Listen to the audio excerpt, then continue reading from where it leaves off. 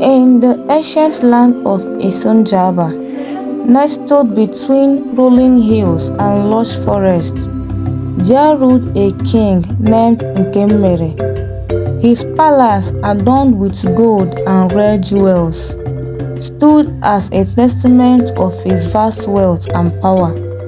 But beneath the opulence lay a heart as dark as the night.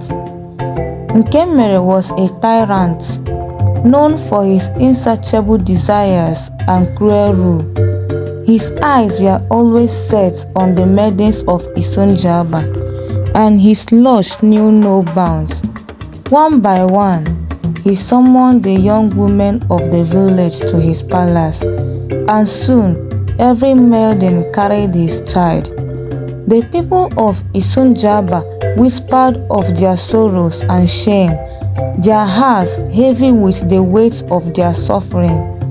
The villagers were helpless, for Nkemmere's soldiers forced his cruel commands with an iron fist. The king's deed cast a shadow over a once vibrant community, leaving it in a state of despair.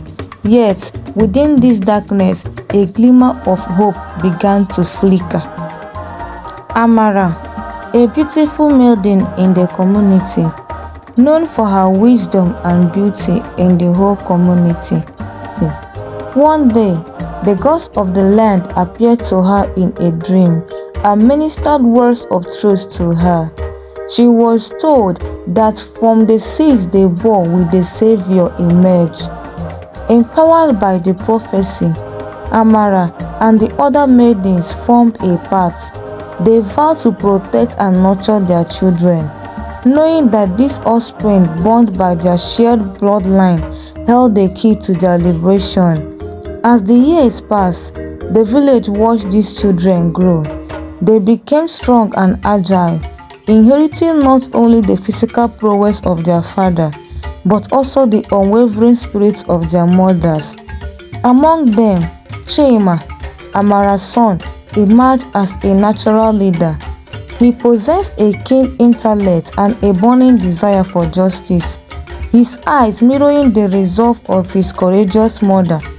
The mothers secretly trained their children, teaching them the values of unity, strength, and resilience.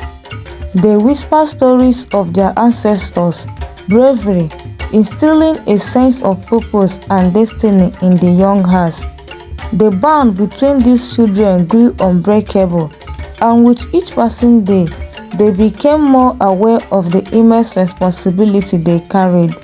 They knew that when the time was right, they would rise together to challenge the tyrants who had cast a long shadow over their land. On a fateful day, as the sun rose over the lush horizon of Isunjaba, the children, now grown into formidable young warriors, gathered at the edge of the village. They wore garments adorned with traditional symbols of strength and unity, their faces painted with markings of their ancestral heritage. Leading them was Chima, his eyes burning with a fierce determination. The villagers, sensing the significance of this moment, silently lined the path, their hearts pounding with a mix of hope and fear. The procession moved with purpose, the rustle of leaves and the distant call of birds punctuating the heavy silence.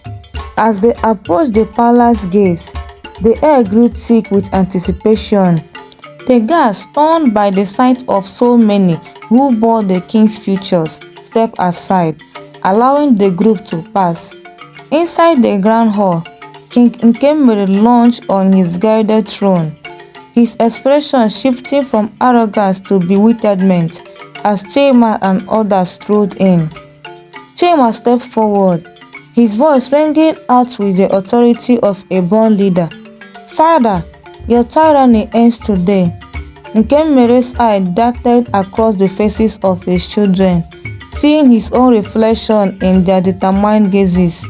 The realization of his misdeeds crashed over him like a wave, eroding the foundation of his once unshakable confidence.